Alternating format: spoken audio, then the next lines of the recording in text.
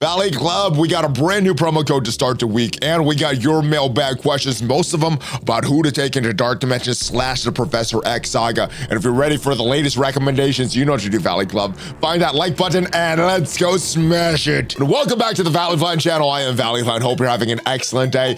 It is Mailbag Tuesday, and we got a brand new promo code. If you get some value from the video today, hit that like button, hit the subscribe button, ring the notification bell so you know as soon as a brand new Marvel Strike Force video goes up. On a normal week, at least 5 Marvel Strike Force videos, but let's go and talk about the latest promo code. This one was from the latest Counting Corner, and this is October Counts. This is expiring in 7 days, so Tuesday, October 14th at 1 a.m. Central Time, and this is gonna be for, they posted a picture of it, it's gonna be for some training modules and for some supply credits. So let's go over to the web and claim this. As you guys may have seen last week, I tried to enter a code in game, did not work, so always use these on the website, so make sure your account is linked to the website. You could enter it there. October Counts is the code, and again, it is for 100 L4 training modules and 10,000 supply credits. Make sure you claim all this stuff before it expires. But let's jump over to your mailbag question of the week. Big shout out to each and every one of you that left a question for this week's mailbag video. If you do want to leave a question for one of the future mailbag videos, which we do on a weekly basis, make sure you join the Discord. The link for that is down below. Leave your question, the mailbag question channel. We're doing this on a Tuesday just because things were a little light yesterday. It's kind of waiting for new code to come out and things like that, and didn't come out until later. So anyway, this is Mailbag Tuesday, and first question of the week. Hey Valley, I know you've answered several questions the past few weeks about Orchis. I appreciate that their use is falling off, but what would you recommend instead? There's no other team that's villain global. The replacement for the tech raid Insidious 6 and Friends is City. Hellfire has Shaw, Emma, and Madeline. Azazel is Cosmic, Rachel is Hero. Thunderbolts have 2 villains, and that's with the Ghost and the Taskmaster. Accursed has 2 Hood and Juggernaut. Everyone else is Cosmic. Who would you recommend blending a couple teams? That's probably what I'm recommending right now. Who would be the best mix of the new stat characters, villain, global? Sorry for the somewhat repetitive question, but I just keep coming back to who's actually better than Orchis. So as far as full teams, there's no full teams that's better than Orchis, but I think if you're mixing together the other characters that you're going to use, that probably is going to be a better option than Orchis, because while Orchis is probably the best global team right now, villain global team right now, they're not going to be used in the raids. Their value after Dark Dimension is really fallen off. So let's go into the planner right now. This is for the Professor X saga. This is who I actually took into global villain section. I would still recommend all of these characters. Fred, the Omega Red version of the Phoenix Force version of Omega Red, still a very good character, good for Cosmic Crucible. We're having the Undying members just announced that their reworks yesterday, so Zombie Juggernaut, Zombie Scarlet Witch getting a little extra value. The only ones that are would replace at this point, Lady Deathstrike, she is great for the Professor X saga, so is Nimrod, but because her value after that significantly falling off, let's get some better replacements. Now, the Insidious 6, as you said, is the team that's replacing them for the raids. But as far as the Professor X saga, we have a few different options. Like you said, Sebastian Shaw and Emma Frost, we have them in there. We have Madeline Pryor in there. We have some Accursed members as well. We have the Hood here. And then we have Ghost. We have Taskmaster. That's about it as far as like the current characters. So as far as what I recommend now, probably Sebastian Shaw and probably Emma Frost. Emma Frost, mainly because of her passive, but because it's such a good passive. Even after the Hellfire Club goes out of the meta, I fully expect Emma Frost to still be in the meta, unless they just keep releasing these new characters that really negates her passive. So that's what I'd recommend at this point for the villain global section. The Undying team, we have the Omega Red Phoenix Force team, and then a couple members of the Hellfire Club, Sebastian Shaw and Emma Frost. Unfortunately, this recommendation is pretty heavy on the mutants, so that would be the downside to that. But at least with these recommendations, it's still characters that you're going to use. So the raid characters in Sebastian Shaw and Emma Frost, the war characters in the Undying members, Zombie Juggernaut and Zombie Scarlet Witch, and a Phoenix Force Cosmic Crucible member. So that's who I'd recommend at this point. Kind of a hybrid team. There's no better team that's better for Villain Global, but I think the mix of characters for the Professor X Saga and whatever Dark Dimension you're doing is probably the best recommendation at this point. All right, back to the questions of the week. Valley, how are you doing? I am doing great. I hope you are doing great as well, my friend. I hope we had a great weekend.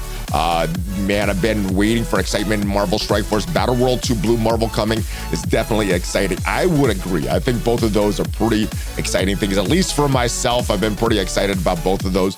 Battle World 2 looks great. Void Sentry looks great.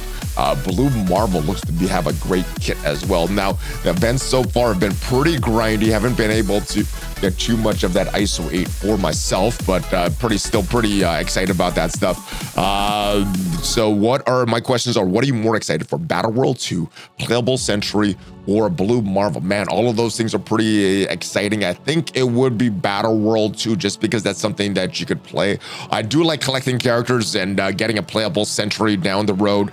Getting a playable Blue Marvel would be great, but for myself, I think that's going to be way far down the road. So I think the first thing I'll be able to enjoy is Battle World, so that's what I'm looking most forward to. But between Franklin Richards and Blastar, who should I take to Gear Tier 20 for the Professor X Saga? Wish I had a cool exit line like fist bump, ValleyFlyin out. Have a great day, man. I don't know if it's cool. I say that a lot. I'm not sure how cool that is. But anyway, as far as Franklin Richards or Blastar.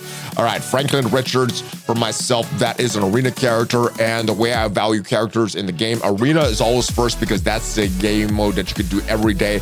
That's your main source of power cores, which is going to help you in most game modes. So arena characters get the nod over non-arena characters. Then Blastar, while he looks great in Cosmic Crucible, looks great in War, looks probably great wherever you could use him. I don't see him as an arena character, so for that reason, for myself, it would be Franklin Richards. Now, for you, you may value Crucible more than I do, and just maybe for the fun factor, not necessarily for the rewards, but maybe for the fun factor, you enjoy Crucible more. Blastar would be the way to go, but for myself, it would be Franklin Richards just because of the arena value there. That's who I'd take to Gear Tier 20 first, but it would be, that's what I'm taking first, because eventually I think all those characters are worthy, or both of those characters are worthy of Gear Tier 20. So no tokens, the Chinzi, $50. Ooh, yeah, this is not a great offer. I guess if you're like really struggling to get these characters, maybe you're a new player, don't have these characters built up, don't want to farm them, and you just want to just grab them right away. That's what it's for. But yeah, this is not for most players. I think most players just would farm this, or I guess like I said, if you want it right away, you wouldn't have time to farm it. But most players, I think, can just farm these characters right now. They're good for War. The Brimstone team looks like a great War team. Looks like you're going to need them for Battle World 2 as well, but that's who that offers for. All right, who would you recommend for Dark Dimension 6 and 7? There are a lot of overlap with a lot of the mystic characters right now, or the mythic characters right now. So let's go back in. This is the Professor X Saga. Let's move back to Dark Dimension 6 and 7, and we're going to kind of have some similar recommendations. So especially with this global mystic section, just so you could use the very similar characters. So non-mythic city, non-legendary. I think we just go with full vigilantes if you have the gear. If you don't have the gear, you could put Blade and Oath in that spot as well. I like Silver Sable. I like Punisher. Silver Sable is just a great character. Punisher is great and cheap. Daredevil Modern is who I rounded out with, but you could also use Hitmonkey.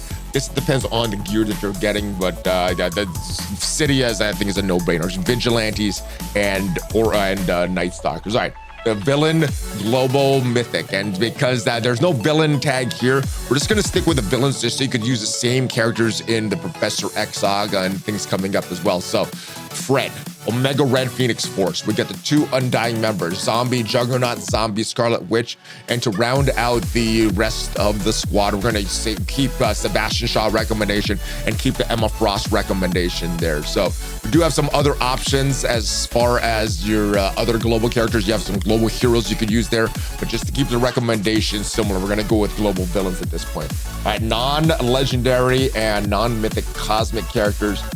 You're gonna need Null down the road anyway, so if you have Null, bring Null. If you don't have Null, There's some other options there, but Lalandra, I think, is a character that you're going to need anyway for the Professor X saga. So you start to build her up at this point anyway.